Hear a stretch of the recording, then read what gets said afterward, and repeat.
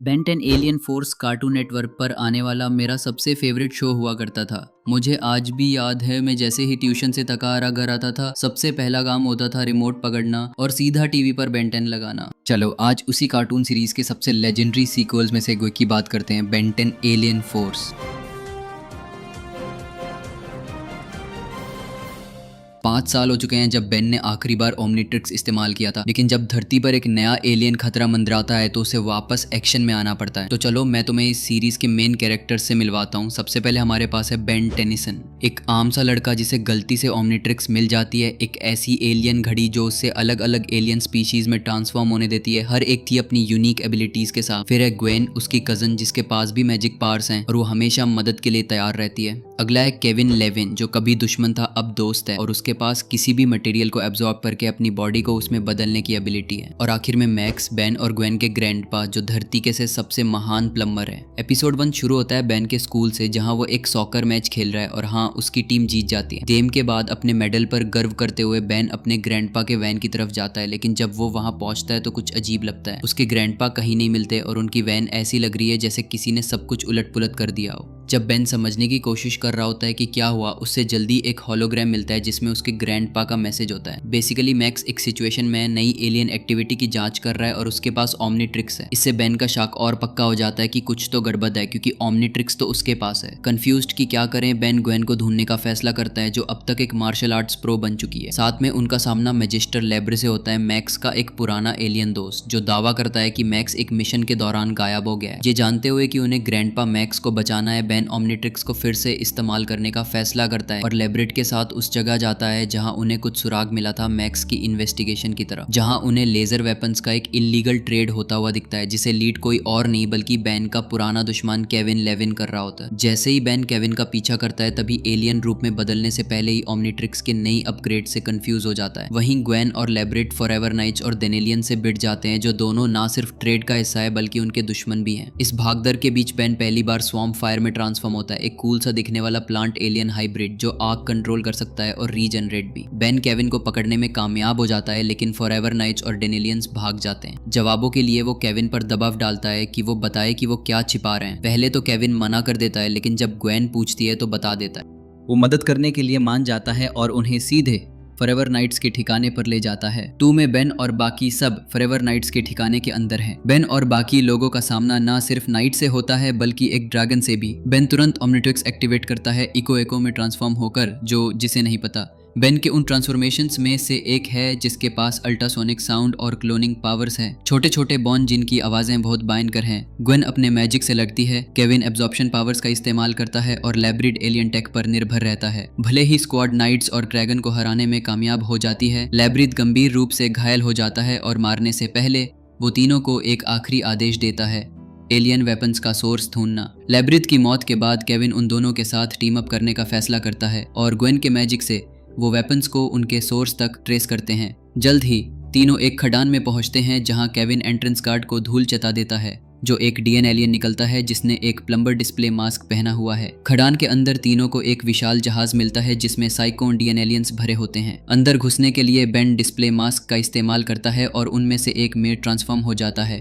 वो जहाज पर चढ़ने में कामयाब हो जाते हैं। ग्वेन जल्दी ही नोटिस करती है कि ग्रैंडपा मैक्स यहाँ नहीं है। फिर भी तीनों अपने मिशन को जारी रखने और वेपन्स रूम को नष्ट करने का फैसला करते हैं, लेकिन जाहिर है उन्हें डीएन एलियंस द्वारा देखे जाने में ज्यादा देर नहीं लगती। तो बेन ह्यूमंगसौर में ट्रांसफॉर्म हो जाता है उनकी धुलाई करने के लिए। ह्यूमंगसौर एक और ट्रांसफॉर्मेशन है जो काफी बड़ा, थोड़ा डायनासोर जैसा दिखता है। ह्यूमंगसौर की खासियत है उसकी सुपर स्ट्रेंथ। जब बेन और बाकी सबको लगने लगता है कि उन्होंने सब कुछ कंट्रोल में कर लिया है, हाइब्रिड कमांडर बीच में आ जाता है और मुकाबला करता है। चीजें तीनों के लिए ठीक नहीं जाती। कमांडर कुछ ज्यादा ही पावरफुल है। वो पास के शहर को मिटाने का प्लान बनाता है ताकि कोई गवाह ना बचे, लेकिन इससे पहले कि उसका प्लान कामयाब हो पाए, बेन किस्मत से सप्लाई शिप को ठीक समय पर नष्ट कर देता है, पूरे शहर को बचाते हुए। इसके बाद केविन बेन और ग्वेन की मैक्स को ढूंढने में मदद करते रहने का फैसला करता है, साथ ही उस केस को सॉल्व करने की कोशिश भी करता है जिस पर उनके ग्रैंडपा काम कर रहे थे। वहीं कहीं और हाइब्रिड सुप्रीम को सब कुछ पता चल जाता है जो हुआ है, और ये भी कि बेन ओमनीट्रिक्स के साथ वापस आ गया है। एपिसोड 3 में एक रात की ड्राइव के दौरान बेन, ग्वेन और केविन नोटिस करते हैं कि केविन का प्लम्बर बैज एक अजीब सी आवाज़ निकल रहा है, जिसे वो जल्दी समझ जाते हैं कि ये एक तरह का मैसेज है जिसे वो मानते हैं कि ग्रैंडपा मैक्स ने भेजा है। बिना किसी हिचकिचाहट के तीनों सिग्नल को फॉलो करने का फैसला करते हैं क्योंकि उन्हें यकीन है कि ये प्लम्बर बैजेस के लिए एक GPS ट्रैकर है। हालांकि ग्रैंडपा मैक्स को ढूंढने के बजाय उनका सामना एलन से होता है। दोनों के बीच लड़ाई होती है और इस लड़ाई में हमें बेन का लेटेस्ट ट्रांसफॉर्मेशन जेतराई देखने को मिलता है। ये बंदा एक मंताराय जैसा दिखने वाला एलियन है जो न्यूरोशॉक ब्लास्ट्स फायर करता है, जो किसी के भी नर्वस सिस्टम को बुरी तरह से खराब कर सकता है। कूल चीज़ है। खैर, बेन और एलन पुलिस से बच निकलते हैं और एलन बताता है कि वो आधा इंसान आधा एलियन है, जो ये बताता है कि वो हीट ब्लास्ट में क्यों ट्रांसफॉर्म हो सकता है। अगर ये नाम आपको पहले सुना हुआ लगता है तो इसलिए क्योंकि हीट ब्लास्ट असल में पहली सीरीज का बैन के एलियंस में से है। एलन कहता है कि उसके पिता, जो एक प्लम्बर भी हैं, ने उसे बैज दिया था। ये सुनकर केविन सुझाव देता है कि ग्वेन के अंदर भी एलियन ब्लड हो सकता है क्योंकि ये इंसानों में आम है और उसके मैजिकल एबिलिटीज को एक्सप्लेन करेगा। लेकिन ग्वेन इस बात पर जिद करती है कि उसका मैजिक टैलिस्मन्स और किताबों से आता है। बाद में बेन और बाकी सब डीएन एलियंस द्वारा बनाई गई एक वेदर मशीन से टकराते हैं। उनसे लड़ने के बाद उन्हें एहसास होता है कि ये मशीन हर जगह लगाई गई है क्योंकि डीएन एलियंस को फलने फूलने के लिए ठंडा मौसम चाहिए। बेन फिर एलन को उनकी टीम ज्वाइन करने के लिए इनवाइट करता है, लेकिन वो आखिर में पीछे रहने और पुलिस की भविष्य के खतरों से निपटने में मदद करने का फैसला करता है। बढ़ते हैं एपिसोड 4 की तरफ, क्योंकि इसमें कुछ ज़रूरी डिटेल्स हैं जो हमें आगे के लिए ध्यान में रखनी होंगी। केविन ग्रैंडपा मैक्स की वैन ठीक करता है और उसे लेकर भाग जाता है। प्लान ये है कि उसे अपने एक डीलर को बेचकर पैसे लेगा जो उसे एक होलोग्राम के लिए चाहिए, लेकिन डील खराब हो जाती है और इसके बजाय केविन सीधा वोल्केनस अपने एक पुराने दुश्मन के पास जाता है उसे नेगोशिएट करने। लेकिन ये प्लान भी फेल हो जाता है क्योंकि वोल्केनस उसे पकड़ लेता है। किस्मत से केविन के लिए बेन और ग्वेन ठीक समय पर उसे बचाने आ जाते हैं। ये वो पल है जब बेन पहली बार बिग चिल में ट्रांसफॉर्म होता है। ये बंदा एक ह्यूमनॉइड पतंगे जैसा एलियन है जो खुद को थोड़ा इनविजिबल कर सकता है, उड़ सकता है और अपने आसपास सब कुछ फ्रीज कर सकता है। He is the coolest character, he is a really chill guy. पहले धोखा खाया हुआ महसूस करने के बावजूद बेन और ग्वेन केविन को माफ कर देते हैं। आखिरकार केविन ने ये सब उसकी मदद करने के लिए किया था, क्योंकि जिस होलोग्राम के पीछे वो था वो ग्रैंडपा मैक्स का एक और मैसेज था। इस नए मैसेज में मैक्स बेन को दूसरे प्लम्बर किड्स के साथ एक टीम बनाने के लिए कहता है क्योंकि उसे उनकी मदद की जरूरत पड़ेगी। एपिसोड 5 में बेन, ग्वेन और केविन एक और plumber kid Mike Morning Star से मिलते हैं, जो एक कार एक्सीडेंट से लोगों को बचाने में उनकी मदद करता है। उसकी हीरोगिरी और प्लम्बर्स के बारे में उसकी जानकारी से प्रभावित होकर बेन माइक को टीम ज्वाइन करने के लिए इनवाइट करने में हिचकिचाता नहीं है। केविन हालांकि इससे सहमत नहीं है, उसे माइक पर भरोसा नहीं है और सुझाव देता है कि उसे बेहतर जानने के लिए इंतजार करें। लेकिन बेन इससे सहमत नहीं होता। उसे यकीन है कि केविन बस जेलस हो रहा है क्योंकि साफ दिख रहा है कि ग्वेन को माइक पसंद है और फीलिंग म्यूचुअल लगती है। इस लव ट्रायंगल के झाझट के अलावा लोकल पावर प्लांट में कुछ सीरियस एनर्जी इश्यूज के भी संकेत हैं। वहां पहुंचने पर गैंग को एक अजीब सी दिखने वाली ज़ॉम्बीफाइड लड़की मिलती है जो प्लांट से एनर्जी खींच रही है। जल्दी ही एक लड़ाई शुरू हो जाती है जबकि दूसरे ज़ॉम्बीफाइड हाई स्कूलर्स बेन एंड को पर हमला कर देते हैं। इस झगड़े के दौरान हमें बेन के एक और नए ट्रांसफॉर्मेशन का गवाह बनने का मौका मिलता है। सही सोचा, क्रोमा स्टोन ये क्रिस्टलाइन एलियन प्रिज्मेटिक पावर का प्रतीक है। वो एनर्जी को एब्जॉर्ब करता है, बस उसे अपने दुश्मनों पर चमकदार रेनबो एनर्जी ब्लास्ट्स में वापस छोड़ने के लिए। खैर, क्रोमा स्टोन केव, ग्वेन और मॉर्निंग स्टार ज़ॉम्बी एनर्जी छोरों को हरा देते हैं और इस प्रक्रिया में माइक ग्वेन को बचाने में भी कामयाब हो जाता है। लड़ाई के बाद लव ट्रायंगल का ड्रामा पूरे जोश में वापस आ जाता है जब माइक ग्वेन को डिनर पर इनवाइट करता है। केविन उनका पीछा करने में हिचकिचाता नहीं है। उस मॉर्निंग स्टार बंदे में कुछ तो है जो उसे ठीक नहीं लगता। बेन सोचता है कि केविन अजीब और जेलस बिहेव कर रहा है और उसे रोकने की कोशिश करता है, लेकिन आखिर में खुद भी साथ चला जाता है। जब वो डिनर डेट वाली जगह पहुंचते हैं, बेन और केविन को जल्दी ही एहसास होता है कि माइक वो अच्छा लड़का नहीं है जिसका वो नाटक करता है। पता चलता है कि वो शहर भर की लड़कियों से एनर्जी चूज रहा है पावर अप करने के लिए। उन्हें अपनी पर्सनल ज़ॉम्बीफाइड स्क्वाड में बदलकर अपनी पावर्स को लोगों की मदद के लिए क्यों इस्तेमाल करना जब तुम उन्हें कुछ भी पाने के लिए इस्तेमाल कर सकते हो। और गेस करो क्या, ग्वेन उसकी लेटेस्ट शिकार है। डैम, ये तो काफ़ी डार्क है। बेन और केव मॉर्निंग स्टार को हराने के लिए कूद पड़ते हैं।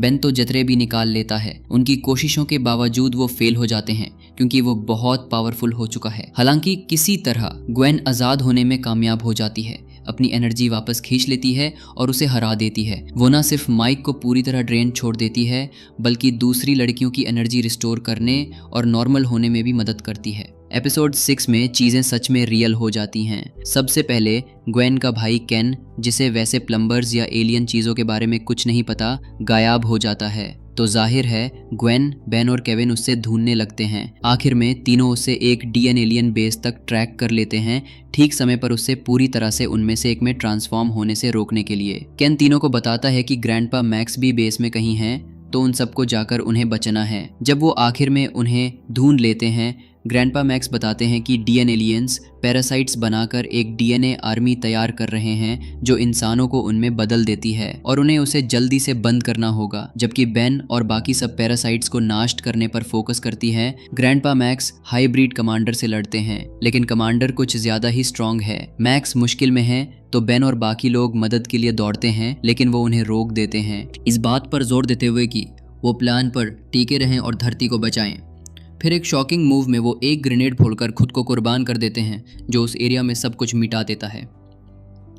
अब ग्रैंडपा मैक्स के बिना बेन टूट जाता है, लेकिन ग्रुप जानता है कि उन्हें आगे बढ़ना होगा, धरती की रक्षा करनी होगी और उस वादे को निभाना होगा जो उन्होंने उससे और लैब्रिज से किया था। एपिसोड 7 में बेन आखिर में जूली, जो कि उसकी हाई स्कूल क्रश होती है, को डेट पर पूछता है और वो मान जाती है। पेरोटर जहाँ डेट है, सब कुछ काफ़ी आराम से चल रहा होता है, जब तक कि शिप नाम का एक एलियन जो टेक्नोलॉजी के साथ मर्ज हो सकता है, अचानक बेन का पीछा करने लगता है। अब बेन शिप से लड़ने में फंस गया है, साथ ही ये भी ध्यान रख रहा है कि जूली को उसकी एलियन पावर्स के बारे में पता ना चले। और इसी टाइम बेन पहली बार ब्रेनस्टॉर्म में ट्रांसफॉर्म होता है, एक केकड़े जैसा एलियन जिसके पास सुपर इंटेलिजेंस है। चीज़ें तब और ख़राब हो जाती हैं जब शिप जूली को किडनैप कर लेता है, जिसे बेन को पूरा हीरो मोड में आना पड़ता है और अपना बड़ा राज खोलना पड़ता है। हालांकि सरप्राइजिंगली उसे ये काफ़ी मज़ेदार लगता है। पता चलता है कि शिप बेन का पीछा उसको नुकसान पहुंचाने के लिए नहीं था, बल्कि उसका ध्यान खींचने के लिए था। शिप असल में बेन को जंगल में अपने क्रैश हुए स्पेसशिप तक ले जा रहा था, जहाँ पायलट्स को उसे ठीक करने के लिए एक प्लम्बर की सख्त ज़रूरत थी। आखिर में बेन और जूली एलियंस की मदद करते हैं और उसे नज़दीकी प्लम्बर को ढूंढने के लिए भेज देते हैं। और भले दिन बिल्कुल प्लान के मुताबिक नहीं गया, ये कहना सेफ है कि जूली ये दिन जल्दी नहीं भूलने वाली। एपिसोड 8 में बेन, ग्वेन और केविन एक रहस्यमय महिला को ग्रैंडपा मैक्स की पसंदीदा जगह पर फूल रखते हुए देखते हैं। क्यूरोसिटी से वो उसका पीछा करते हैं और जल्दी पता चलता है कि वो वर्दोना है, उनकी दादी, जो पता चलता है असल में एनोडाइट स्पीशीज़ की एक एलियन है। ग्वेन को जल्दी ही पता चलता है कि जो मैजिक वो सोचती थी कि उसे किताबों और टैलिस्मन से मिला है, वो असल में उसके एलियन जीन्स थे जो एक्टिवेट हो रहे थे। वर्दोना ये देखकर बहुत खुश होती है कि उसके ग्रैंडचाइल्ड ने उसकी एबिलिटीज़ इनहेरिट की है और तुरंत ग्वेन को अपने होम प्लैनेट पर ट्रेनिंग के लिए इनवाइट करती है। हालांकि ग्वेन इसके बारे में श्योर नहीं है, क्योंकि भले ही वो अपनी पावर के बारे में और सीखना चाहे, वो बेन और केविन को पीछे नहीं छोड़ना चाहती। सोचने के बाद वो रुकने का फैसला करती है। ये वर्दोना को इतना नाराज़ कर देता है कि वो गुस्सा हो जाती है और उसका मन बदलने के इरादे से वर्दोना ग्वेन की फिजिकल बॉडी को नष्ट करने की कोशिश करती है, ताकि उसे दिखा सके कि उसकी असली पावर कैसी हो सकती है। बेन और केविन ग्वेन को बचाने के लिए बीच में आ जाते हैं। बेन पहली बार स्पाइडर मंकी में ट्रांसफॉर्म होता है, एक एलियन जिसका नाम ही सब कुछ बता देता है, एक स्पाइडर और एक मंकी का फ्यूजन, और उसकी अपनी दादी के खिलाफ लड़ाई शुरू हो जाती है। ग्वेन वर्दोना को यह समझाने में कामयाब हो जाती है कि वो आधे इंसान होकर खुश है। थोड़ी निराश होकर वर्दोना उसका फैसला समझती है और अपने प्लैनेट वापस लौट जाती है, ग्वेन को विश्वास दिलाते हुए कि जब भी वो तैयार होगी, वो उसे एनोडाइट्स के बारे में सब कुछ सिखाने में बहुत खुश होगी। एपिसोड 9 में ज़्यादा कुछ कहने को है नहीं, लेकिन बेन पहली बार गूप में ट्रांसफॉर्म होता है, एक हरा जेलेटिनस ह्यूमनॉइड जो कोई भी शेप ले सकता है। आगे बढ़ते हैं एपिसोड 10 में, जहां बेन, ग्वेन और केविन का सामना पैराडॉक्स से होता है। पैराडॉक्स एक टाइम ट्रैवलर जो एक साइंटिस्ट भी था। पता चलता है कि 50 साल पहले पैराडॉक्स ने एक टाइम ट्रैवल मशीन बनाई थी, लेकिन उसे टेस्ट करते वक्त कुछ बहुत गलत हो गया। पैराडॉक्स एक टाइम बबल में फंस गया जहां वो 100,000 साल तक रहा। हाँ, ये बहुत लंबा समय है। जाहिर है इतना समय वॉइड में फंसे रहने के बाद उसने टाइम ट्रैवल के रहस्यों में महारत हासिल कर ली, लेकिन अपनी इस विशाल जानकारी के बावजूद उसे बेन की मदद की ज़रूरत है। जिस रात उसका एक्सपेरिमेंट फेल हुआ, एक टाइम एक्सेलरेटिंग क्रीचर भाग गया और अब वो धरती के भविष्य को नाश करने का खतरा बन गया है। बेन और बाकी सब उसे लड़ने के लिए टीम अप करती है, लेकिन उन्हें जल्दी ही एहसास होता है कि एक कैच है, जो कोई भी उस क्रिएचर को छूटा है वो तुरंत बुढ़ा हो जाता है। बेन 50 साल पीछे उस फेल हुए एक्सपेरिमेंट के ठीक उसी पल में जाने का प्लान बनाता है, ये मानकर कि इस क्रिएचर को नाश करने की चाबी वहीं होनी चाहिए। और वो सही है, क्रीचर असल में पैराडॉक्स का असिस्टेंट है जो टाइम वॉइड में खींच लिया गया था। बेन इससे दोबारा होने से रोकता है और मानवता का भविष्य बच जाता है क्योंकि इतिहास फिर से लिखा जाता है। एपिसोड 12 में कुछ ऐसी कई डिटेल्स हैं जिन्हें हमें आगे के लिए ध्यान में रखना होगा। तो शॉर्ट में बेन, ग्वेन और केविन का सामना हेलन और मैनी से होता है, 2 युवा प्लम्बर्स जो एलियंस का शिकार कर रहे हैं। गलती से बेन और उसकी टीम को एक खतरा समझकर हेलन और मैनी उनका पीछा करते हैं और नल वॉइड प्रोजेक्टर का इस्तेमाल करके उन्हें लगभग ख़त्म ही कर देते हैं, जिसे वो हर एलियन पर इस्तेमाल कर रहे थे। हालांकि उन्हें जल्दी एहसास होता है कि तीनों उनकी तरह ही प्लम्बर्स हैं और उनकी नल वॉइड प्रोजेक्टर असल में एलियंस को नाश नहीं कर रही बल्कि उन्हें नल वॉइड में भेज रही है। अपनी गलती का एहसास होने पर हेलन और मैनी खुद नल वॉइड में जाने का फैसला करते हैं। आखिर जैसा कि बेन बताता है, कुछ एलियंस जिन्हें उन्होंने वहाँ भेजा था वो शायद प्लम्बर किड्स हो सकते हैं, तो हेलन उन्हें बचाने की कोशिश करने के लिए अंदर जाने में हिचकिचाती नहीं है। एपिसोड एक्स में बेन पहली बार एलियन एक्स में ट्रांसफॉर्म होता है, ओमनीट्रिक्स का सबसे पावरफुल एलियन। यूज पावरफुल सिर्फ इसलिए नहीं बनाता कि वो सचमुच सब कुछ कर सकता है, रियलिटी, टाइम और स्पेस को किसी भी लेवल पे वार्प करना, बल्कि इसलिए भी कि उसके 3 अलग अलग पर्सनालिटीज हैं। सेरीना जो प्यार और दया की आवाज़ है, बेलिकस जो गुस्से और एग्रेशन की आवाज़ है, और बेन जो समझदारी की आवाज़ है। लेकिन हर अच्छी चीज़ की तरह हमेशा एक डाउन साइड होता है। 3 पर्सनैलिटीज होने का ट्रिकी पार्ट यह है कि अगर वो अग्री नहीं करते तो एलियन एक्स बिल्कुल हिल नहीं सकता। बेन ये आसान तरीके से नहीं सीखता। जब वो बेलिकस और सेरीना के साथ समझौता नहीं कर पाता, जो वैसे हमेशा एक दूसरे से झगड़ते रहते हैं, उससे एहसास होता है कि वो एलियन एक्स को कंट्रोल नहीं कर सकता या अपनी ओरिजिनल बॉडी में वापस नहीं आ सकता। इसलिए जब बेन आखिर में उन्हें एग्री करवा लेता है और अपनी बॉडी में वापस आता है, तो वो उस ट्रांसफॉर्मेशन को फिर कभी इस्तेमाल ना करने की कसम खाता है। सीजन 2 की शुरुआत होती है एक शॉकिंग कमबैक से। माइक मॉर्निंगस्टार वापस आ गया है। अगर तुम भूल गए हो ये कौन है तो फटाफट जाके हमारी सीजन 1 की रिकैप वीडियो देख लो, क्योंकि ये वही बंदा है जो हाई स्कूल की लड़कियों से पावर चूज कर पावरफुल बन गया था। खैर गेस करो क्या, वो वापस आ गया है। लेकिन इस बार क्योंकि उसकी एनर्जी और चमक चली गई है, वो एक मास्क पहने हुए है और खुद को डार्क स्टार कह रहा है। समझे? डार्क, क्योंकि वो अब शाइन नहीं कर रहा। तीनों जल्दी से उससे लड़कर नल वॉइड में भेज देते हैं। एपिसोड 2 में बेन गलती से एक अलग प्लेनेट पर एक हाइब्रिड कमांडर के साथ टेलीपोर्ट हो जाता है। लॉन्ग स्टोरी शॉर्ट, उन्हें सुरक्षित घर वापस जाने के लिए साथ काम करना पड़ता है। भले ही वो बेसिकली दुश्मन है, बेन और हाइब्रिड कमांडर के बीच एक अनोखा बंधन बन जाता है और आखिर में वो थोड़े दोस्त जैसे बन जाते हैं। आगे बढ़ते हैं एपिसोड 3 में, जहां बेन, ग्वेन और केविन का सामना उससे होता है जो बेन का क्लोन लगता है, सिवाय इसके कि इसके पास भी एक ओमनीट्रिक्स है। ये संभव नहीं हो सकता क्योंकि पूरे ब्रह्मांड में सिर्फ एक ही ओमनीट्रिक्स है, उसका नाम है एल्बिडो, और वो बताता है कि वो बेन के फॉर्म में फंस गया है और बेचैनी से अपनी ओरिजिनल बॉडी वापस जाता है। उसका प्लान बेन का ओमनीट्रिक्स चुराना और उसकी पावर पर कब्जा करना। जाहिर है टीम ये होने नहीं देगी, तो वो उससे लड़ने का फैसला करते हैं। लड़ाई के बीच आजमत ओमनीट्रिक्स का क्रिएटर प्रकट होता है और लड़ाई को खत्म कर देता है। पता चलता है कि एल्बिडो असल में आजमत का असिस्टेंट है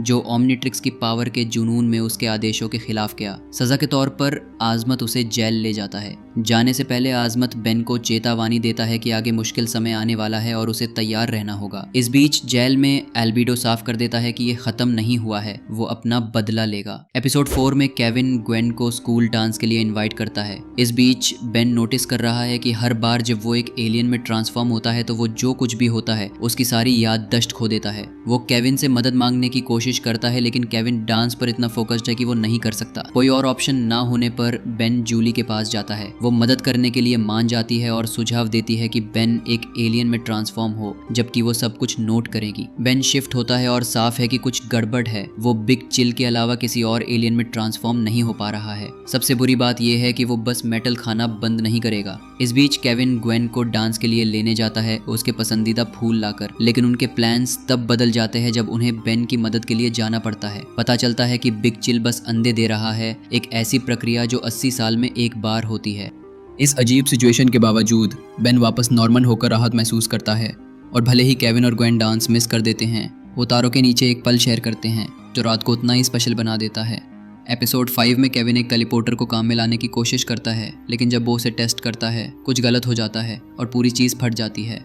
ये समझकर कि वो इसे अकेले ठीक नहीं कर सकता, वो कूपर को ढूंढने का सुझाव देता है जिसके पास किसी भी इलेक्ट्रॉनिक डिवाइस के साथ मानसिक रूप से मर्ज होने और कंट्रोल करने की एबिलिटी है। लेकिन जब वो उसके लैब पहुंचते हैं तो उन्हें पता चलता है कि उसे डीएन एलियंस ने किडनैप कर लिया है। वन उसे ट्रैक कर लेती है, लेकिन जब वो लोकेशन पर पहुंचते हैं तो वो बिल्कुल खाली लगती है, जब तक कि वो नोटिस नहीं करते कि डीएन एलियंस ने एक विशाल इनविजिबिलिटी क्लोक बनाया है अपने सबसे बड़े प्रोजेक्ट्स में से एक को छिपाने के लिए। तो कुछ देर ढूंढने के बाद टीम आखिर में कूपर को बचा लेती है, लेकिन जाने से पहले वो इनविजिबिलिटी क्लोक को नष्ट करने का फैसला करते हैं। वो ऐसा करने में कामयाब होते हैं और सुरक्षित भाग जाते हैं। जब वो सुरक्षित हो जाते हैं, बेन जानता है कि कुछ गड़बड़ ज़रूर चल रही है और ये बस समय की बात है जब उन्हें सच का पता लगाने के लिए वापस आना होगा। एपिसोड 7 में बेन के पेरेंट्स गलती से उसका राज जान लेते हैं जब वो उसे एक एलियन में ट्रांसफॉर्म होते हुए पकड़ लेते हैं। जाहिर है वो नाराज़ हैं, ना सिर्फ इसलिए कि उसने उनसे ये छिपाया, बल्कि इसलिए भी कि वो इस खतरनाक लाइफस्टाइल जो लगातार खतरों से भरी है के बिल्कुल खिलाफ हैं। इसकी वजह से वो उसे घर से बाहर निकलने से मना कर देते हैं। इस बीच ग्वेन और केविन अकेले डीएन एलियन से भिड़ते हैं क्योंकि ग्वेन मानती है कि उसने उनके लेटेस्ट प्लान के बारे में और जानकारी हासिल की है। चीज़ें तब बदल जाती हैं जब बेन के पेरेंट्स ग्वेन को उसे इस रिस्की लाइफस्टाइल में शामिल करने के लिए दोषी ठहराते हैं और आखिर में वो भी ग्राउंडेड हो जाती है। केविन को डीएन एलियंस के प्लान्स की जांच अकेले करनी पड़ती है, लेकिन केविन जल्दी ही कमज़ोर हो जाता है, तो अपनी सज़ा के बावजूद बेन मदद के लिए चुपके से निकल जाता है। वहाँ पहुँचकर वो न सिर्फ केविन को सपोर्ट करता है, बल्कि ये भी पता लगाता है कि डीएन एलियंस क्या कर रहे हैं। वो एक पावर सोर्स के लिए आइसोटोप्स को साफ कर रहे हैं, लेकिन क्यों? खैर, इससे पहले कि वो पता लगा पाएं, हाइब्रिड कमांडर हमला कर देता है और इस बार बेन और केविन बिल्कुल आउटनंबर्ड हैं। जब वो हारने ही वाले होते हैं, अचानक से उनकी मदद करने बेन के पेरेंट्स आते हैं। वो लड़ाई में कूद पड़ते हैं, डीएन एलियंस को हराने में मदद करते हुए। आखिर में वो न सिर्फ बेन की सज़ा उठा लेते हैं, बल्कि उसे प्लैनेट की रक्षा जारी रखने के लिए सपोर्ट भी करते हैं। एपिसोड 8 में ग्वेन को हेलेन से एक मैसेज मिलता है जिसमें वो मदद मांग रही है क्योंकि नल वॉइड के अंदर कुछ गलत हो गया है और उन्हें मदद की ज़रूरत है। ये सुनकर बेन अकेले जाने का फैसला करता है क्योंकि वो जानता है कि वो जगह ग्वेन और केविन के लिए कितनी खतरनाक है। इसके अलावा किसी को उसकी वापसी के लिए पोर्टल खुला रखने के लिए रुकना होगा। नल वॉइड के अंदर पहुंचकर बेन को जल्दी ये एहसास होता है कि हेलेन और मानी भागने की कोशिश नहीं कर रहे हैं। इसके बजाय उन्होंने उसे किसी ऐसे से लड़ने में मदद के लिए बुलाया है जिसे डॉक्टर एनिमो के नाम से जाना जाता है, और एक लड़ाई शुरू हो जाती है। पता चलता है कि वो गार्डियंस नाम के क्रिएचर्स को कंट्रोल कर रहा है और उन्हें बाकी नल वाइड में रह रहे एलियंस को परेशान करने के लिए कंट्रोल कर रहा है। एक छोटी सी लड़ाई के बाद बेन, हेलेन और मैनी भाग जाते हैं और उन्हें उनका दोस्त पियर्स द रेंच से मिलने ले जाता है। द रेंच कोई और नहीं बल्कि ग्रैंडपा मैक्स निकलते हैं। मैक्स बताते हैं कि जब उसने वो ग्रेनेड फोड़ा था तो वो कभी मरा ही नहीं था, वो असल में नल वॉइड में टेलीपोर्ट हो गया था। मैक्स बताता है कि डॉक्टर एनिमो एक ऐसी मशीन का इस्तेमाल करने का प्लान बना रहा है जो डायमेंशंस के बीच एक छेड़ कर सकती है, जिससे उसकी मॉन्स्टर सेना धरती पर हमला कर सकेगी। उसे रोकने के लिए बेन, ग्रैंडपा मैक्स और हेल्पर्स के साथ टीम अप करता है और साथ मिलकर वो उसे हराने में कामयाब होते हैं। अपनी जीत का जश्न मनाते हुए ग्वेन बेन के लिए वापस आने के लिए एक छोटा सा पोर्टल खोलने में कामयाब हो जाती है। बेन मैक्स से अपने साथ आने के लिए कहता है, लेकिन मैक्स पीछे रहने का डिसीजन लेता है, ये जानते हुए कि नल वॉइड में अभी भी बहुत काम करना बाकी है। एपिसोड 12 में अजमत के प्लेनेट पर हाइब्रिड्स और डीएन एलियंस द्वारा कब्जा करने के बाद पैराडॉक्स उसे बेन से मिलने ले जाता है। वो ब्रह्मांड में एकमात्र ऐसा है जो उनसे लड़ने में मदद कर सकता है। जब वो पहुंचते हैं, बेन उन्हें देखकर हैरान हो जाता है, लेकिन तुरंत समझ जाता है कि अगर वो यहाँ है तो कुछ बहुत गलत ज़रूर है। अजमत बताता है कि उन्हें उसकी मदद की ज़रूरत है क्योंकि धरती हाइब्रिड्स की लिस्ट में अगला प्लेनेट है। उनका प्लान हर प्लेनेट पर जंप केज बनाना है जिन पर वो कब्जा करते हैं, जो इंटरस्टेलर शॉर्टकट्स हैं जो उन्हें सेकंड्स में गैलेक्सी भर में वॉरशिप्स भेजने देते हैं। उन्हें रोकने के लिए टीम को धरती पर जंप गेट को ढूंढना और नाश करना होगा, जिसे ग्वेन अंदाज़ा लगाती है कि वो शायद उस पुरानी खदान में छिपा है जहां उन्होंने कूपर को किडनैप होने के बाद बचाया था। पता चलता है कि वो सिर्फ वेदर टावर्स नहीं बना रहे थे, वो एक पूरा जंप गेट बना रहे थे। जबकि ग्वेन, केविन और पैराडॉक्स मदद इकट्ठा करते हैं, बेन और अजमत के बीच ओमनिट्रिक्स के बारे में एक इम्पॉर्टेंट बातचीत होती है।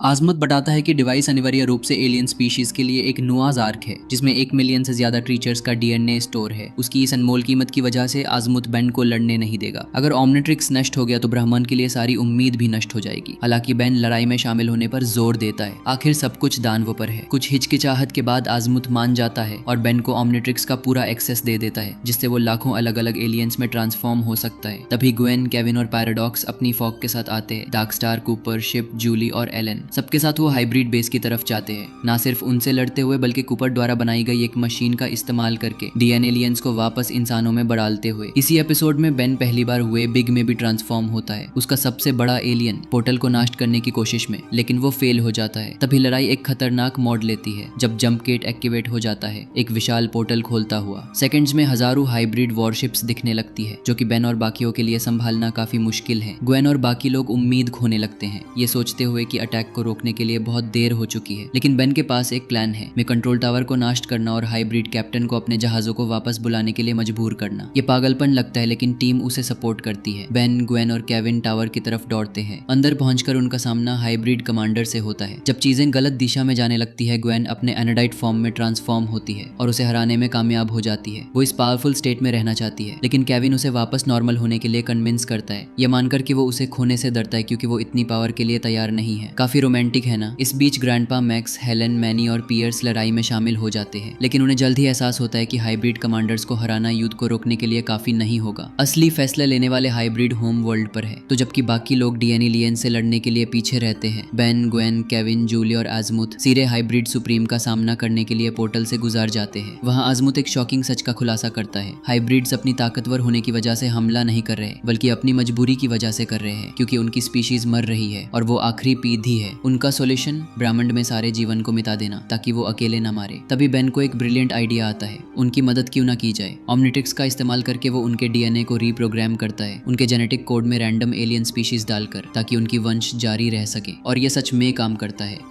पहले तो हाइब्रिड्स गुस्से में होते हैं, ये सोचते हैं कि उन्होंने अपनी शुद्धता खो दी है, लेकिन फिर एक पुराना हाइब्रिड कमांडर, हाँ वही जिसके साथ बेन ने अलोन टुगेदर एपिसोड में बॉन्ड बनाया था, जिसके साथ वो उस राजस्थानी प्लेनेट पर फन गया था जहां उन्हें बचने के लिए साथ काम करना पड़ा था, बीच में आता है और उन्हें इसके लिए कन्विंस करता है। आखिर में हाइब्रिड्स अटैक रोक देते हैं और घर वापस चले जाते हैं। लड़ाई खत्म होने के बाद सब अपने अपने रास्ते चले जाते हैं। मैक्स प्लम्बर किड्स को ट्रेनिंग के लिए अपने साथ ले जाता है। ग्वेन और केविन अपनी कार ठीक करने के लिए निकल जाते हैं और बेन आजमत के साथ थोड़ी बात करता है, क्योंकि ओमनिट्रिक्स की इतनी पावर इस्तेमाल करने के बाद घर ही रीसेट हो जाती है, जिससे उसे समझने के लिए एक बिल्कुल नया सेट ऑफ एलियंस मिलता है। बेन 10 एलियन फोर्स सीजन 3 की कहानी शुरू होती है विलगैक्स की वापसी से, जो अब पहले से कहीं ज्यादा ताकतवर है। ये कोई और नहीं बल्कि वही ओरिजिनल विलगैक्स है जिससे हमने ओरिजिनल सीरीज में पहली बार देखा था। पता चलता है कि विलगैक्स ने अल्टीमोस प्लैनेट के सबसे पावरफुल हीरो को हरा दिया है और उसकी सारी पावर चुरा ली है। अब आखिर में 10 अलग अलग दुनियाओं के सबसे महान हीरोज की एबिलिटीज हासिल करके ग्रेट, उसका लक्ष्य क्या है? बेन से बदला लेना। Really great. धरती पर उसका वफादार राइट हैंड मैन साइफोन उसके आने की तैयारी करता है। इस बीच मैक्स, जो प्लम्बर्स हेल्पर्स के साथ है, एक सिग्नल रिसीव करता है और उसे एक पार्क तक फॉलो करता है, जहां उनका सामना विलगैक्स से होता है। 6 के मुकाबले 1 होने के बावजूद विलगैक्स उन्हें आसानी से हरा देता है। वो फिर मैक्स को बेन को लाने का आदेश देता है, यह ऐलान करते हुए कि अगर वो माना करता है तो वो पूरा प्लैनेट नष्ट कर देगा। ये खबर सुनकर बेन एक्साइटेड हो जाता है। आखिर उसने विलगैक्स की धुलाई एक बार पहले भी की है, तो दोबारा क्यों न करे। लेकिन ग्वेन इतनी श्योर नहीं है कि ये आसान होने वाला है, ये जानते हुए कि विलगैक्स पहले से ज्यादा स्ट्रांग है। केविन ओमनिट्रिक्स को हैक करके बेन को लड़ाई के लिए पूरा एक्सेस देने का सुझाव देता है, लेकिन ग्वेन इस बात से सहमत नहीं है कि ये एक अच्छा आइडिया है। केविन परवाह नहीं करता और वैसा ही करता है। बस तभी एजमत अचानक एक होलोग्राम के रूप में प्रकट होता है, बेन को ऐसा ना करने की चेतावनी देते हुए, क्योंकि वो इतनी पावर के लिए तैयार नहीं है। लेकिन बेन नहीं सुनता, ओमनिट्रिक्स को फिर से हैक करने की कोशिश करता है। बस तभी सब कुछ कंट्रोल से बाहर हो जाता है और एक विशाल धमाके में अंत होता है। पिछले एपिसोड में जहां छोड़ा था वहीं से कंटिन्यू करते हुए, धमाके के बाद चीजें बिल्कुल ठीक नहीं है। ओमनिट्रिक्स मैल फंक्शन कर रही है, 4 एलियंस उससे भाग गए हैं और केविन अलग अलग मटेरियल्स के फ्यूजन में म्यूटेट हो गया है। अपनी नॉर्मल फॉर्म में वापस नहीं आ पा रहा है, बस एक आम मंगलवार डेनिसंस के लिए। एजमत हालांकि गुस्से में है, वो एक होलोग्राम के रूप में फिर से प्रकट होता है और बेन को उसकी चेतावनी को नजरअंदाज करने के लिए डांटता है, लेकिन आखिर में बताता है कि भागे हुए एलियंस को ओमनिट्रिक्स में वापस कैसे अब्सॉर्ब करना है। एक कैच है, बेन के पास ऐसा करने के लिए सिर्फ 24 घंटे हैं, वरना वो हमेशा के लिए खो जाएंगे। घड़ी चल रही है और विलगैक्स उनकी लड़ाई का इंतजार कर रहा है। टीम गायब एलियंस को ट्रैक करने के लिए दौड़ती है, लेकिन उन्हें पकड़ना कहने से ज्यादा आसान है। गूप, स्पाइडर मंकी और क्रोमा स्टोन मुकाबला करते हैं, जिससे बेन और बाकी लोगों को धुलाई खानी पड़ती है, इससे पहले कि बेन आखिर में उन्हें ओमनिट्रिक्स में वापस लाने में कामयाब हो। बदकिस्मती से विलगैक्स से लड़ाई से पहले वेबिक को ढूंढने का समय नहीं है। जैसे ही लड़ाई शुरू होती है, बेन अपनी पूरी ताकत विलगैक्स पर लगा देता है, लेकिन ओमनिट्रिक्स कुछ खास पालों में मैल फंक्शन करती रहती है। जब लगता है कि वो सिचुएशन को हैंडल कर रहा है, विलगैक्स क्रोमा स्टोन को नष्ट कर देता है। एक पल के लिए सब मानते हैं कि बेन हार गया है, लेकिन फिर मलबे से वो डायमंड हेड में ट्रांसफॉर्म होकर उभरता है। नई ताकत के साथ बेन आखिर में विलगैक्स को हरा देता है। उसने लड़ाई जीत ली है, लेकिन एक सवाल बाकी है, क्रोमा स्टोन को सच में क्या हुआ और ओमनिट्रिक्स अभी भी मैल फंक्शन क्यों कर रही है। Continuing with episode 9 in charms way, Ben, Gwen और केविन बीच पर एक दिन एंजॉय कर रहे हैं जब कहीं से एक मॉन्स्टर पानी से निकलता है और उन पर हमला कर देता है। हालांकि क्रीचर जल्दी से एक पोर्टल के जरिए पीछे हट जाता है, जिससे तीनों कंफ्यूज हो जाते हैं कि अभी अभी क्या हुआ। पोर्टल के दूसरी तरफ है चार्मकास्टर, ग्वेन की एक पुरानी दुश्मन जो ग्वेन से अपनी स्पेल बुक चुराने का बदला लेना चाहती है। उसका प्लान है सीधे ग्वेन को नाश करना, लेकिन जब उसे एहसास होता है कि वो केविन के कितने करीब है, चीजें बदल जाती हैं। क्यों ना उसे वो चीज छीन कर दर्द दिया जाए जिसे ग्वेन सच में बहुत प्यार करती है। कैरोलाइन का भेस बदलकर चार्मकास्टर केविन के पास जाती है जब वो अकेला होता है, उसके साथ फ्लर्ट करती है और उसे ग्वेन के बारे में शक में डाल देती है, ये कहते हुए कि वो स्वार्थी है कि उसने अपनी सारी मैजिकल एबिलिटीज के बावजूद उसे उसकी ओरिजिनल फॉर्म में वापस नहीं लाया। फिर वो उसे किस करती है, उसे एक स्पेल के नीचे डालते हुए। ये स्पेल तब और पक्का हो जाता है जब वो केविन को एक एन्चेंटेड नेकलेस देती है और उसे ग्वेन को प्लानेटेरियम में लाने का निर्देश देती है ताकि वो उसकी पावर चुरा सके। केविन ग्वेन के पास वापस जाता है जो बेन के साथ है और उसे अपने साथ ले जाने की कोशिश करता है, लेकिन उन्हें तुरंत एहसास होता है कि कुछ गड़बड़ हो सकती है। ग्वेन नेकलेस नोटिस करती है और उसे तोड़ देती है, उसे स्पेल से आजाद करते हुए। और केविन अब वापस नॉर्मल चार्मकास्टर के साथ जो कुछ भी हुआ सब कुछ बताता है, जिसमें किस भी शामिल है। क्या वो क्यूट है? बेन, सिर्फ क्यूट ही नहीं, खूबसूरत भी।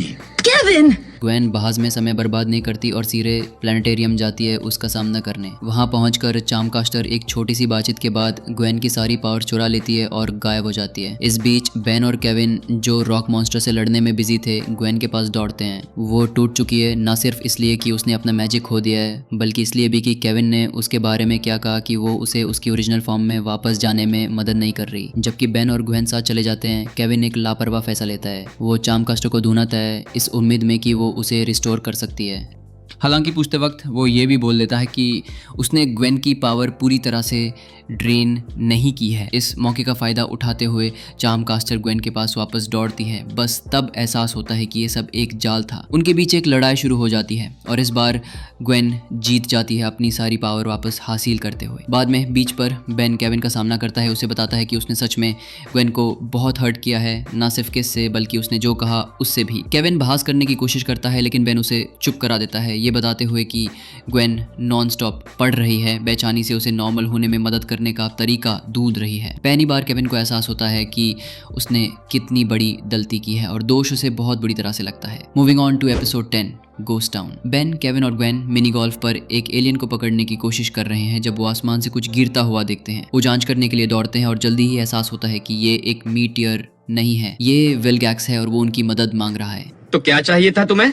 मुझे तुम्हारी मदद चाहिए। वो बताता है कि गोस्ट फ्रीक एक मैक्सिमम सिक्योरिटी प्रिजन से भाग गया है और उसके प्लैनेट पर कब्जा कर लिया है, सब पर कब्जा करके और उन्हें अपने मिनियंस में बदल कर। भले ही ग्रुप विलगैक्स पर भरोसा नहीं करता, वो मदद करने के लिए मान जाते हैं। आखिर गोस्ट फ्रीक वो है जिसे बेन बंद करना चाहता है। विलगैक्स के प्लैनेट पर पहुंचकर उसके बारे में उनके शक दूर हो जाते हैं। दुनिया सच में गोस्ट फ्रीक के कंट्रोल में है जैसा कि विलगैक्स ने दावा किया था। उसे रोकने के लिए टीम जल्दी से पैलेस की तरफ जाती है जहां गोस्ट फ्रीक छिपा हुआ है। अंदर पहुंचकर बेन एक प्लान बनाता है, ओमनीट्रिक्स का इस्तेमाल करके खुद को गोस्ट फ्रीक में ट्रांसफॉर्म करना। हालांकि प्लान उल्टा पड़ जाता है। जैसे ही बेन ट्रांसफॉर्म होता है, गोस्ट फ्रीक उसकी बॉडी पर कंट्रोल कर लेता है और ये बस बेन स्लैश गोस्ट फ्रीक और बाकी टीम के बीच एक घनाघोर लड़ाई की तरफ ले जाता है। हालांकि एक कठिन लड़ाई के बाद बेन अपनी बॉडी पर वापस कंट्रोल हासिल करने में कामयाब होता है और सफलतापूर्वक गोस्ट फ्रीक को ओमनीट्रिक्स के अंदर ट्रैप कर लेता है। विलगैक्स के प्लैनेट को आखिर में आजाद करने के बाद टीम धरती पर वापस आ जाती है, लेकिन जैसे ही वो जाते हैं विलगैक्स ऐलान करता है कि ये सिर्फ शुरुआत है, क्योंकि अब गोस्ट फ्रीक की वजह से उसे ओमनीट्रिक्स चुराने का पूरा ज्ञान है। Episode 14, Primus. एक फ्लैशबैक से शुरू होता है उस दिन जब बेलिक्स ने गोस्ट फ्रीक को जेल से आज़ाद किया था। ऐसा लगता है कि उस दिन गोस्ट फ्रीक ने बेन को हराने का एक महत्वपूर्ण राज खोला था, प्राइमस नाम की किसी चीज़ का इस्तेमाल करके। इस बीच बेन, ग्वेन और केविन एक रोबोट से लड़ रहे हैं जब अचानक ओमनीट्रिक्स मेल फंक्शन करने लगती है। बेन समझने की कोशिश करता है कि क्या हो रहा है, जबकि ग्वेन और केविन लड़ाई जारी रखते हैं। इससे पहले कि बेन रिएक्ट कर पाए, ओमनीट्रिक्स से एक तेज़ हरी रोशनी फूटती है। एक पल में तीनों एक अनजान प्लेनेट पर टेलीपोर्ट हो जाते हैं। जैसे ही वो पहुंचते हैं, ओमनीट्रिक्स बेन की कलाई से अलग हो जाती है, ये ऐलान करते हुए कि उसे अपने क्रिएटर के पास वापस जाना होगा।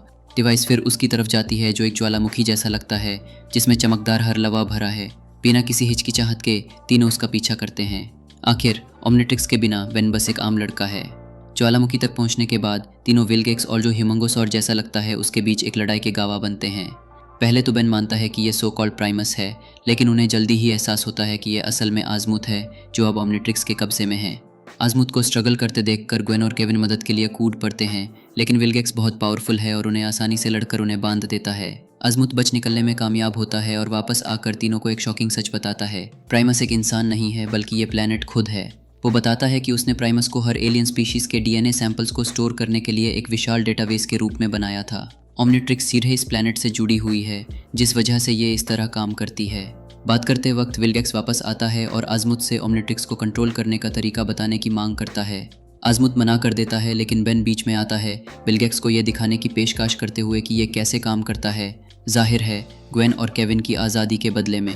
बेन उसे ओमनिट्रिक्स को एक्टिवेट करना सिखाता है और एक छोटे से पल के लिए विलगैक्स उसकी विशाल पावर पर कंट्रोल हासिल कर लेता है। हालांकि बेन चालाकी से डिवाइस को वापस हासिल कर लेता है, एक बड़ी लड़ाई शुरू करते हुए। वो वेबिग में ट्रांसफॉर्म होता है और एक एपिक लड़ाई के बाद वो विलगैक्स को हरा देता है।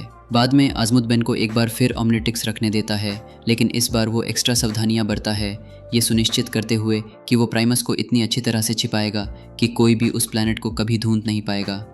एपिसोड 18 में केविन राग्नारोक से बदला लेना चाहता है, वो विलन जो उसके पिता की मौत के लिए जिम्मेदार है। पता चलता है कि सालों पहले डेवन केविन के पिता मैक्स के साथ एक प्लम्बर के रूप में काम करते थे। उनके एक मिशन के दौरान डेवन ने राग्नारोक से एक चाबी चुराई, लेकिन जिंदा नहीं बच पाया। अब प्रेजेंट में राग्नारोक नल वॉइड से भाग गया है, अपनी चाबी वापस पाने के लिए दृढ़। अपने पिता की मौत का सच जानने के बाद केविन गुस्से से भर जाता है और अकेले ही राग्नारोक का सामना करने निकल पड़ता है। हालांकि ग्वेन और बेन ग्रैंडपा मैक्स से कहानी जानने के बाद केविन की मदद करने पर जोर देते हैं, भले ही वो इससे सहमत ना हो। तीनों राग्नारोक से लड़ते हैं, लेकिन उसे उनसे लड़ने में समय बर्बाद करने में कोई दिलचस्पी नहीं है, उसे सिर्फ चाबी की परवाह है। तो जब उसे एहसास होता है कि केविन को नहीं पता कि वो कहाँ है, वो चला जाता है। असल में केविन को चाबी के बारे में कुछ नहीं पता, लेकिन ग्वेन जल्दी से मदद के लिए आगे आती है। अपनी एबिलिटीज का इस्तेमाल करके वो केविन के सबकॉन्शियस के अंदर जाती है और उसे लोकेट करती है। तीनों चाबी हासिल करने के लिए दौड़ते हैं, लेकिन जैसे ही वो उसे ढूंढ पाते हैं, राग्नारोक फिर से प्रकट होता है और उसे अपने साथ ले जाता है। ऐसा लगता है कि ये उसके जहाज की चाबी है, जिसे वो सूरज की एनर्जी को ड्रेन करने के लिए इस्तेमाल करने का प्लान बना रहा है। उसे रोकने के लिए दृढ़ तीनों राग्नारोक के जहाज पर टेलीपोर्ट हो जाते हैं। हालांकि केविन अकेले बदला लेने पर जोर देता है, तो वो बेन और ग्वेन को एस्केप पॉड्स में धोखे से भेज देता है, उन्हें धरती पर वापस भेजते हुए, जबकि वो उसे लड़ने के लिए रुक जाता है। एक एपिक लड़ाई के बाद केविन न सिर्फ राग्नारोक की धुलाई करता है, बल्कि चाबी भी वापस हासिल कर लेता है। एपिसोड 19 में बढ़ते हुए अल्बीडो, जो जेल से भाग गया था, अज़मथ से अल्टीमैट्रिक्स चुरा लेता है, अपनी ओरिजिनल फॉर्म वापस पाने की उम्मीद में। ये ओमनिट्रिक्स का एक अपग्रेडेड वर्जन है, जिसका वैसे कोई मालिक नहीं है, लेकिन चीजें प्लान के मुताबिक नहीं जाती। अल्टीमैट्रिक्स बेन के ओमनिट्रिक्स से लिंक्ड है, जिसका मतलब है कि अल्बीडो को अपने प्लान को कामयाब करने के लिए बेन की घड़ी चुरानी होगी। किस्मत से या बदकिस्मती से उसके लिए वो अकेला नहीं है, विलगैक्स उसके साथ है। हालांकि विलगैक्स साफ कर देता है कि उसे अब ओमनिट्रिक्स की कोई परवाह नहीं है, उसका एकमात्र लक्ष्य अब बेन को हमेशा के लिए खत्म करना है। उनका प्लान सिंपल है, बेन के दोस्तों को एक एक करके पकड़ना, जब तक कि वो बिल्कुल अकेला ना हो जाए, जिसे वो एक आसान निशाना बन जाए। अल्बीडो केविन से शुरुआत करता है, फिर ग्वेन, लेकिन जब वो मैक्स के पीछे जाता है तो वो बच निकलने में कामयाब हो जाता है। मैक्स बेन को चेतावनी देने के लिए दौड़ता है, लेकिन इससे पहले कि वो कुछ कर पाए, अल्बीडो उसे एक मैसेज भेजता है। कहता है कि अगर बेन अपने दोस्तों को फिर से देखना चाहता है तो उसे उन कोऑर्डिनेट्स पर मिलना होगा जो उसने भेजे हैं। मैक्स बेन से इंतजार करने के लिए कहता है, जब तक कि वो प्लम्बर किट्स को इकट्ठा करके एक प्लान न बना ले, ये जानते हुए कि बेन अकेले कोई चांस नहीं रखेगा। लेकिन क्लासिक बेन वाली हरकत, वो चेतावनी को इग्नोर करता है और अकेले चला जाता है। बहुत बुरा आइडिया। अल्बीडो बताता है कि अल्टीमेटिक्स ओमनिट्रिक्स से भी ज्यादा पावरफुल है, क्योंकि ये किसी भी एलियन को उसके अल्टीमेट फॉर्म में इवॉल्व कर सकता है। आउटमैच्ड होकर बेन को एहसास होता है कि वो मुश्किल में है, जब वो देखता है कि विलगैक्स ने अल्बीडो के साथ टीम अप कर लिया है। उसके पास ओमनिट्रिक्स सौंपने के अलावा कोई चारा नहीं है। पिछले एपिसोड में जहां छोड़ा था वहीं से शुरू करते हुए बेन की किस्मत अच्छी है कि मैक्स ठीक समय पर उन्हें बचाने आ जाता है। ग्वेन और केविन को आजाद करने के बाद मैक्स ग्वेन को उसकी स्पेल बुक देता है, जिसे वो तुरंत उन्हें सेफ्टी में टेलीपोर्ट करने के लिए इस्तेमाल करती है। अल्बीडो विलगैक्स से ओमनिट्रिक्स मांगता है, लेकिन विलगैक्स उसे धोखा देता है। वो ओमनिट्रिक्स को अपने मिनियंस के साथ सिंक्रोनाइज करता है, उन्हें ह्यूमंगसॉर में ट्रांसफॉर्म करके, और अल्बीडो को पकड़ लेता है। इस बीच वैन में मैक्स और तीनों ओमनिट्रिक्स वापस पाने का प्लान बना रहे हैं, लेकिन बेन बहुत ज्यादा प्रेशर में आकर भाग जाता है। ग्वेन उसे रोकने की कोशिश करती है, लेकिन मैक्स उसे पीछे रोक लेता है, उसे विश्वास दिलाते हुए कि बेन को बस थोड़ा समय चाहिए। बेन जंगल में जाता है और अज़मुथ को मदद के लिए बुलाता है। अज़मुथ प्रकट होता है और बताता है कि ओमनिट्रिक्स असल में मैक्स सबसे महान प्लम्बर के लिए बनी थी, बेन को यह गलती से मिली थी। अज़मुथ उसे विश्वास दिलाता है कि बेन ओमनिट्रिक्स के लायक था, क्योंकि मैक्स ने उसे कन्विंस किया था कि बेन इसके लिए सही इंसान है। इन शब्दों से हिम्मत हिम्मत पाकर बैन में एक नया साहस और दृढ़ निश्चय आ जाता है। वो वैन में वापस जाता है, विलगैक्स का सामना करने के लिए तैयार, एक प्लान के साथ। ग्वेन की मदद से टीम विलगैक्स के जहाज पर टेलीपोर्ट होती है, जहां वो धरती को नाश करने का प्लान बना रहा है। विलगैक्स मुकाबला करता है, लेकिन बैन लड़ाई को बिल्कुल सही समय पर टाइम करता है। वो ओमनिट्रिक्स वापस मांगता है, सेल्फ डिस्ट्रक्ट मोड एक्टिवेट करने की धमकी देते हुए। विलगैक्स के पास उसे वापस करने के लिए 30 सेकंड्स है, वरना वो हमेशा के लिए नाश हो जाएगी। विलगैक्स नहीं मानता और बिल्कुल ओमनिट्रिक्स सेल्फ डिस्ट्रक्ट होने लगती है, लेकिन एक ट्विस्ट में उसके नाश होने से कुछ अच्छा होता है। केविन वापस नॉर्मल हो जाता है, वो अब एक म्यूटेंट नहीं है, और बोनस में केविन को ग्वेन से किस मिलती है। फाइनली ओमनिट्रिक्स के बिना बैन अल्बीडो को आजाद करने का फैसला करता है, लेकिन सिर्फ अल्टीमेट्रिक्स के बदले में। बैन अपनी सारी पावर्स वापस पा लेता है और विलगैक्स को हरा देता है। Well sort of. टीम धरती के विनाश को रोकने में कामयाब हो जाती है और विल्गा के जहाज को समुद्र के ताल में भेज देती है, जहां वो एक विशाल धमाके में फट जाता है। ग्रुप जश्न मनाता है, इस बात से राहत पाकर कि सब कुछ खत्म हो गया है। बेन हालांकि उन्हें विश्वास दिलाता है कि अगर विल्गा नहीं मरा तो कोई फर्क नहीं पड़ता, क्योंकि ये हीरो टाइम के लिए बस एक और नॉर्मल दिन होगा। और ये था बेन 10 एलियन फोर्स का पूरा रिकैप। उम्मीद है आपको ये वीडियो पसंद आई होगी। अगर हाँ तो लाइक बटन दबाना और चैनल को सब्सक्राइब करना मत भूलना। कमेंट्स में ज़रूर बताना कि अगला रिकैप आप कौन से शो का देखना चाहते हो। देखने के लिए शुक्रिया, अगले बार मिलते हैं।